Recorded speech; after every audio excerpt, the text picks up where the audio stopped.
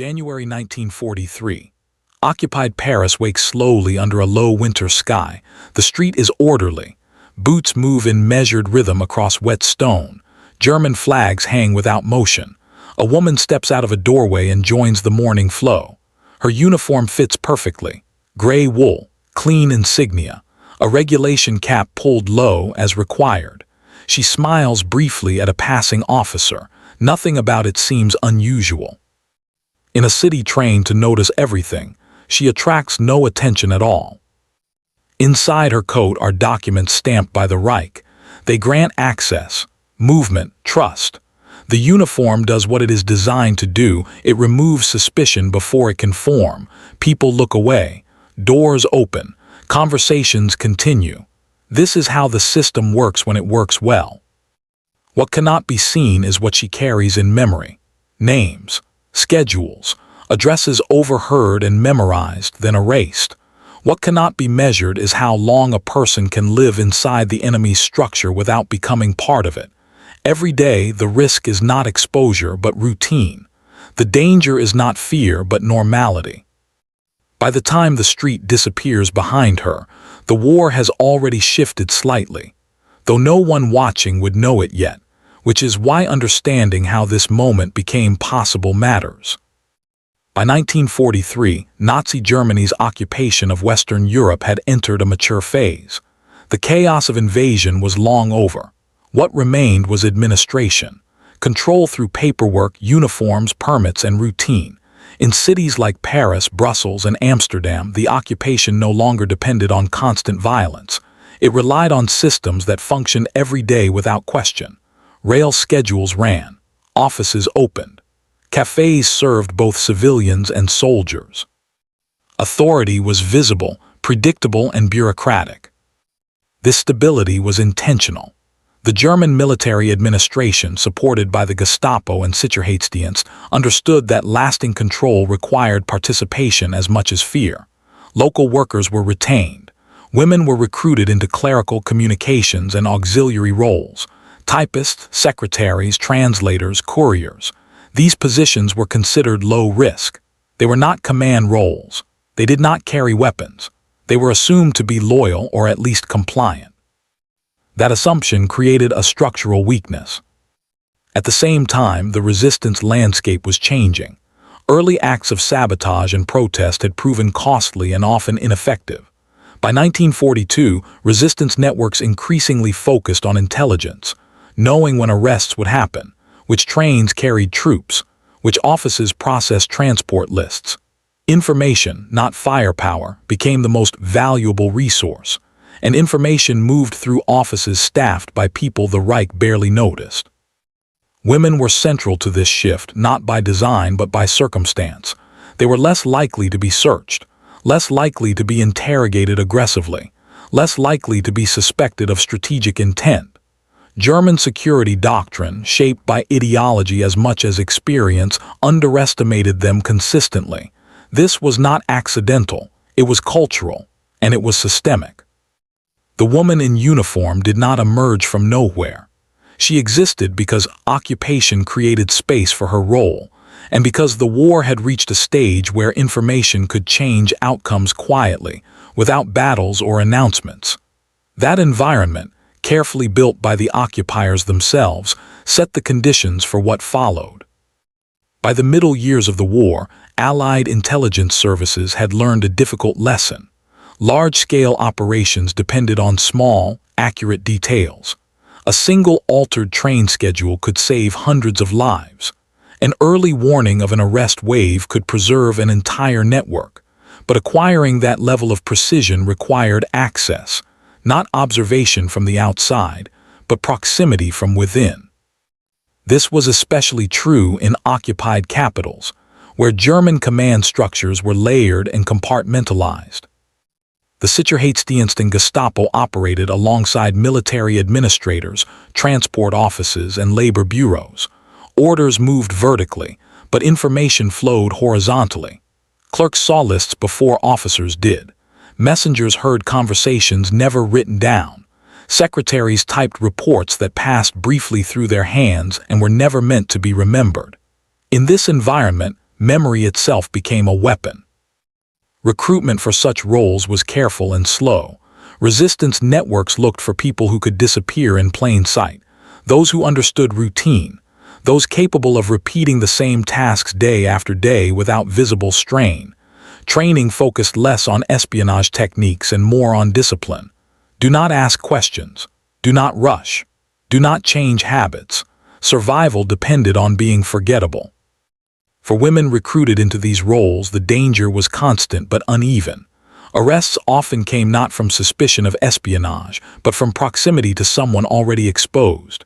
German counterintelligence relied heavily on network unraveling, following one arrest to the next. A single error elsewhere could collapse months of work. Execution was common. Deportation was more common still. There were no formal protections, no guarantees of extraction. The woman in uniform operated inside this reality. Her access was limited but reliable. She did not steal documents. She did not pass microfilm. She listened. She noted patterns. She learned which names returned repeatedly and which disappeared without explanation. Each day added fragments that only became meaningful when assembled elsewhere. What she did was not exceptional in isolation. What made it decisive was timing, coordination, and the moment when routine information intersected with a critical operation, an intersection that would soon force a choice with consequences that could not be undone.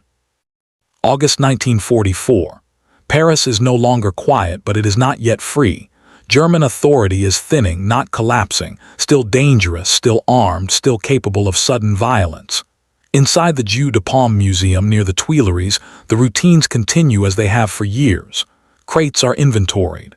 Lists are checked. Destinations are marked in careful handwriting. Artworks taken from Jewish families, sealed and labeled, are prepared for transport deeper into Germany. Among the staff is a woman who has been there almost since the beginning.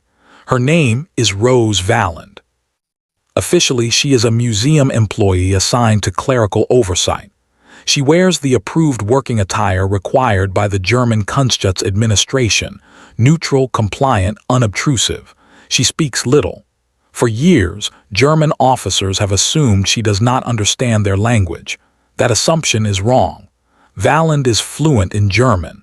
She has been listening since 1940. What she knows by this point is extensive: train numbers, storage depots, castle names in Bavaria and Austria, shipment dates. She has memorized details that were never meant to survive the war. She has written nothing down inside the building. Everything is carried out in fragments, reconstructed later in secret. If discovered, there would be no ambiguity about the outcome. The turning point comes not with a dramatic exposure, but with a deadline. As Allied forces push closer to Paris, German officials accelerate removals. Entire collections are scheduled to leave within days. Valland becomes aware of a final transport, paintings that cannot be replaced, families that will never see them again. This time, silence would mean loss beyond recovery. She acts carefully, not quickly. Information is passed through resistance channels connected to the Free French and Allied command. Railway lines are identified. Storage sites are marked for protection rather than bombing. The goal is not to stop the Germans by force, but to make their disappearance incomplete. When Paris is liberated later that month, thousands of artworks remain traceable because of what Valland preserved in her memory. At the moment it mattered most, routine obedience gave way to irreversible consequence, setting in motion effects that would only become clear after the fighting stopped. Rose Valland's role becomes decisive precisely because her memorized intelligence aligns with Allied operational needs in the final months of occupation. By August 1944, Allied forces are advancing, and the threat of irreversible loss is immediate. The Nazis are accelerating the transfer of looted artworks out of Paris, moving collections toward Germany and Austria. Without accurate guidance, much of this cultural heritage would be lost forever. Through resistance intermediaries, Valland provides the Allies with exact train schedules and routes used for art transports, distinguishing them from troop movements. She identifies the final storage locations, including the Altaussee salt mine in Austria, Neuschwanstein Castle, and the Buxheim Monastery, along with smaller depots across Bavaria. These sites had previously been invisible to Allied planners. She also records names of the Nazi officers responsible for the seizures and transports, including officials from the Einsatzstab Reichsleiter Rosenberg. With this information, Allied forces can confirm accountability and anticipate the movement of stolen works. Crucially, she notes which shipments are at risk of destruction orders, enabling recovery units to reach them in time. Her work is not flashy or violent. It is precise, patient, and sustained. By passing these details through resistance networks, she ensures that when Allied units arrive in Bavaria and Austria, over 60,000 works of art can be traced, recovered, and preserved. In a war dominated by force, her intelligence gives the Allies a different kind of power, the ability to protect history itself. When Paris is liberated, Rose Valland does not step into the spotlight. Instead, she begins the painstaking process of turning her memorized intelligence into actionable recovery operations.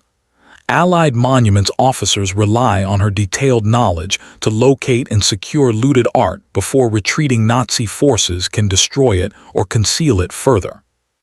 Thanks to her information, recovery teams identify key repositories such as Altaussee, Neuschwanstein, and Buxheim, along with dozens of smaller depots. They know which trains carried valuable cargo, their approximate schedules, and the officers responsible for them. These precise details allow teams to prioritize sites, document provenance, and prevent further loss. Her records also reconstruct the chains of ownership, identifying collections stolen from Jewish families across France and Europe. This makes restitution possible for tens of thousands of works. Moreover, knowledge of German destruction plans enables Allied units to reach vulnerable sites in time, preserving objects that would otherwise have been lost forever. Despite the scale of her achievement, Valland remains largely unknown to the public. Her work is classified and uncelebrated for years. She returns to museum duties quietly, a guardian of memory rather than a figure of public heroism. Her contribution demonstrates that in a war measured by battles and conquests, endurance, attention, and recall can save not only lives, but entire chapters of cultural history. Wars are usually remembered through motion, advances, retreats, explosions, lines moving across maps. Rose Valland's story belongs to a different record. It unfolds almost entirely in stillness, in offices, in storage rooms, in the quiet repetition of days that look the same from the outside. Her work reminds us that power during war does not always announce itself. Sometimes it accumulates slowly, unnoticed, until the moment it becomes unavoidable. What she preserved was not only art but continuity, proof that theft had occurred, that names once attached to objects mattered, that loss could be measured and therefore challenged. Without that record, recovery would have depended on chance. With it, restitution became possible, even if incomplete. Her effectiveness also exposes the limits of occupation. The Nazi system was vast, disciplined, and violent, but it relied on assumptions. That obedience was permanent. That routine erased intent. That certain people did not need to be watched closely. Valland operated inside those assumptions without testing them, and that is why she endured. In the end, her legacy is not defined by a uniform worn under compulsion, or by a moment of exposure narrowly avoided. It is defined by what remained when the war receded. Lists instead of silence, evidence instead of disappearance. In a century shaped by total war, her contribution shows how restraint, memory, and attention can shape outcomes as decisively as force, and why some of the most important victories leave no visible mark at the moment they occur.